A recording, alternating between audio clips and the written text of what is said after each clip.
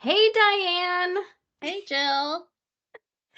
All right, let's hear what's on your shit list today.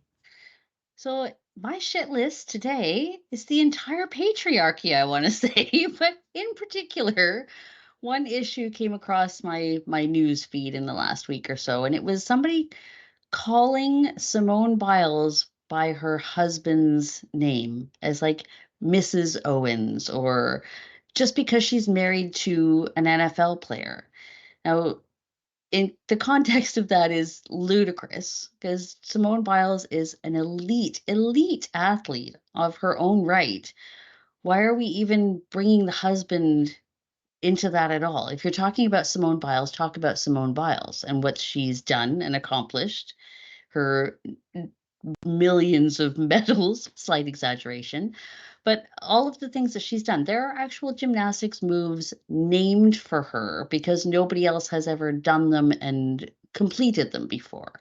So why is it okay for journalists to use that context when referring to somebody like that?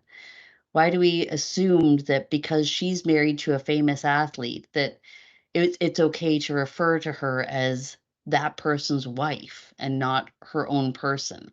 It just I don't know why it outraged me. I was so furious about this week. I've been on a bit of a tangent about it actually. It just makes me crazy. The amount of nonsense that goes on just because that person is female. Yes, yes, as if women's sports aren't important as men's sports. Yes. Women just in general don't seem to be as important as men, period, regardless of what the genre that we're talking about them in. But in that particular instance, you would think when you reach that height of elite athlete status, that Mhm. still, we're Yeah, still referring to that person by her husband as being married to a professional athlete. It's just such nonsense. did she take her husband's last name? Like, is her She did not. okay? Well, that's a problem. Right? Wow. Yeah. Well, I mean, I don't know who her husband is. Believe it's Not that Jonathan Owens. Jonathan Owens. So, I if I use myself as a gauge and you say Jonathan Owens and Simone Biles, I have no Right? idea who Jonathan Owens is. Exactly. Exactly. They should call him Mr. Biles. They should. 100%. That's what he should be referred to when he gets announced at NFL games. And here Yes. comes Mr. Biles. How's that? It's so funny that, I mean, I agree with you. I think just generally women are discounted, that, we are not seen as important. Women's sports in particular, regardless of what Mm. sport it is.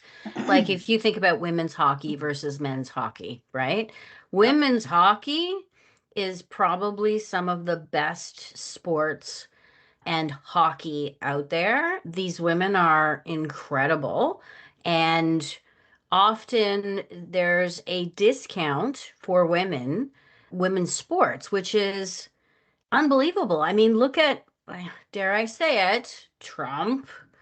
When he was talking about the two teams that won, the US men's and the US women's basketball, I believe it was. No, I think it was hockey actually, because Hockey, I was it think he said hockey? something like, "Oh, now we're going to have to invite the women's team to the White Yes, House." yes. So it goes to show you I don't follow hockey, but it's it's a good example, right? Like, It's how misogynistic do you need to be to say something like that?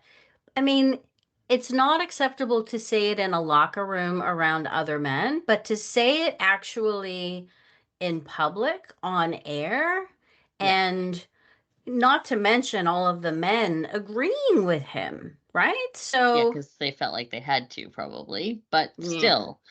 My husband and his sister have had numerous discussions about the difference between male sports and female sports because there is that whole salary discrepancy as Yes. well. Yes. So My sister-in-law has many times said women should be making the exact same amount as men, which I totally agree in equal pay. The problem is that that whole industry is about market shares and sales, right? Yeah, So if there exactly. aren't bums in seats, then you can't pay the female athletes the same as you're paying the men, even though we want them to be paid that. Because if they're not bringing in the same amount of revenue, no Yeah. owner out there is going to give, $50 million contracts to any woman unless she's filling stadiums. And that's where we should all be putting our dollars. Is if any of us want that to change, we should all be buying tickets to female tennis and female hockey games and fill the seats, buy the merch, all of the things. That's the only way that that's ever going to change. Yeah. I'm Yeah. hopeful. I'm hopeful because you're right. There's women's hockey now is spectacular. It is fun to watch. It's Yeah. it's equal, if not more aggressive sometimes as far as the sport itself. I have a good girlfriend of mine actually from high school that still plays women's hockey. Chicks with sticks. And she kicks Cool. ass. And I Yeah. I feel like if we all got out there a little bit more and instead of buying, concert tickets or this or that or whatever else, maybe catch a couple female sporting events, make that a kind of a mission to see how much money you can infuse into that industry and see if we can make a change in our generation. It would be great if that could happen. Yeah. No, I think it's an interest. I mean, I agree with you. I think it's a really interesting dynamic, right? If you think about, because it's all about profitability, what you're Mhm. talking about, and businesses have to be profitable.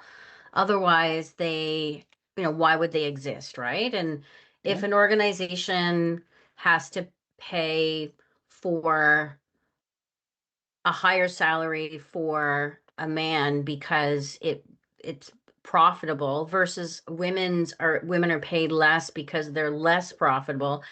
It's exactly like you said, it comes down to sales, revenue, and what the market can bear. So I think you're right. I don't know that it's going to happen. I'll be honest with you.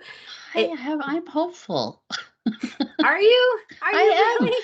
Well, because honestly, if you think about even 15, 20 years ago, did you ever even see a female hockey player on TV? True. There was True. no sporting events being aired other than golf. There's always been women's golf and women's tennis, right? But other than that, we didn't have a WNBA. We didn't have all of these other platforms. And I think as soon as you start to have that happen, the infrastructure starts at a younger age. So when our kids were little, there was always children's soccer, right? There wasn't a Yeah. huge amount of anything other than soccer and hockey around where I grew up. Yeah. Now it's becoming much more diverse. So there's female basketball, there's female volleyball, lacrosse, all of these different sports are all starting at a much younger age. So I'm hoping in the next couple generations that when those kids become adults and become elite athletes themselves, that they will put the bums in seats and people will buy the merch and hopefully Yeah. we'll get there. Yeah. It's the same with movie stars too. They say that all the time that the reason that, Tom Cruise gets 50 million a movie or whatever is because he fills the seats. But I think that was proven a good 10, 15 years ago that Jennifer Lawrence also puts as many bums in seats as some of her male counterparts. And Yeah. she fought for her salary and she got it, God love her. I feel like that should be just straight across the board. And it is a supply and demand thing. I get that. But I think if you're just straight up not paying actresses as well as you're paying actors, there's no good reason for that unless you can prove that it's a box office draw. Yeah, absolutely. Totally agree. So I would extend that to business. So think of it Mhm. this way, right? So women in business have always been paid, I think it's like 80 cents on the dollar, right? Mhm. And it's Yep. even worse for black women who get, I think, 70 cents on the dollar in comparison to their male counterparts. And if you think about it, it's about profitability. And interestingly enough, they've actually proven that women who lead businesses, CEO women, are actually, in a lot of cases, more profitable than Mm. their male counterparts. Women are just more frugal. We know how to run things, right? We're great Yeah, project managers, we're great CEOs. So I think that's a really interesting dynamic where the profitability of an organization, a company, a sports team, if it is driving the salaries, then women should actually be paid more in business because they're more profitable. So yeah, I'd love to see that dynamic get flipped on its head. that would be fantastic. I Yeah. think it's just straight up time for a matriarchy. I think we should just take over the world. We just need to get a little more organized. I know. There's actually, you know what? And it's funny because we'll probably ask for permission. Like, are you done screwing up the planet yet? Because Can I we think have a it's, turn? yeah, I I know. I would love to see more women get into politics, become world leaders. There's obviously lots of women who have been in politics. I think the challenge is that there's always the I told you so, right? So they look at women leaders, whether it's political or in a corporate environment or whatever, and they look at their performance and they look at, the they say women are they can't handle the stress of politics. They can't Yeah. handle, the aggressiveness of politics, where it's actually been proven that that's not the case. I think what happens is, if you look at I think it was the Prime Minister of Australia, was it? No, it was New Zealand. I forget what her name was, but she was quite a prominent leader during the pandemic, and her name will come to me and I'll put it in the notes. But she was quite a prominent leader during the pandemic. She actually had the lowest numbers of, I think, in comparable countries in terms of deaths because of the steps that she took in order to prevent the spread. But she did end up leaving politics. And of course, the reason is I want to spend more time with my family. But that's the generic Mm, response to everybody leaving a high powered position. Probably the reality is she got tired of the misogynistic assholes yeah. who, like Trump as an example, who are just they're just assholes and they're destroying the planet. And I think there's a point at which women just kind of they don't give up, but they get exhausted. Like, I'm fucking exhausted. I'm tired of the bullshit, frankly. And I think that's what happens to a lot of women in politics.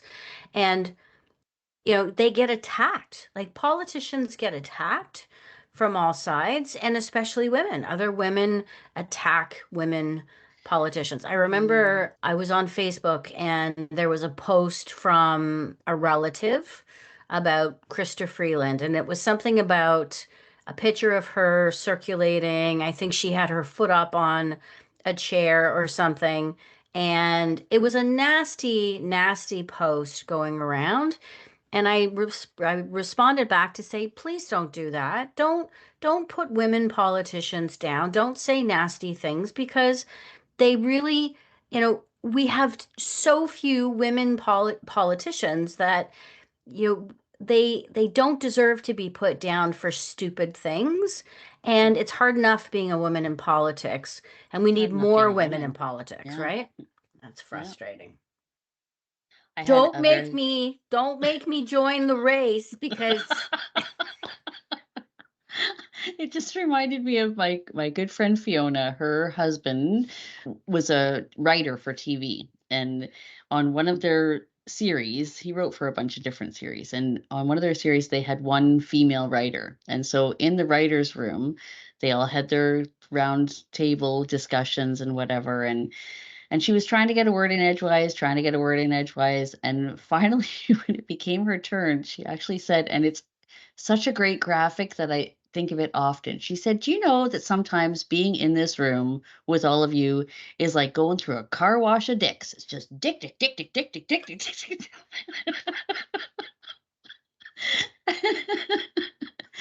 I feel like that's probably how a lot of women feel in politics, in business, in anywhere where you're, that person that's not yes, the regular gender of the or the most common gender in that field.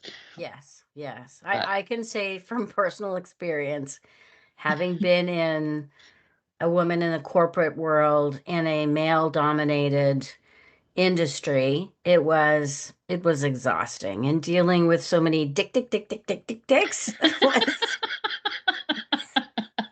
the car wash of dicks. I'll never forget yeah, that for as long as I live. It's such a yeah, great graphic. yeah. Well, listen, on that note, that's our topic for today. I appreciate you bringing that up, and I agree. We need to figure out how to take over the world because I think women need to run the world.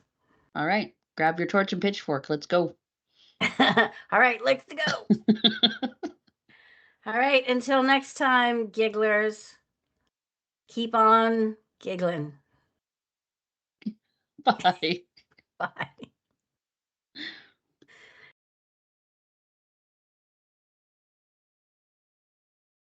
Well, that's it for today's episode. As always, we had a few giggles and we talked about a lot of shit. Thanks for listening to this episode of the Giggles and Shit Show. If you enjoyed this episode, share it with a friend who could use a giggle. You can follow the show and join the conversation on Substack at gigglesandshit.substack.com. That's giggles and shit with an n.substack.com. Subscribe to get new episodes, stories, and behind the scenes updates from the show straight to your inbox. Until next time, keep on giggling through the chaos and talking shit. Done. Nailed Done. it. Nailed it. Oh gosh.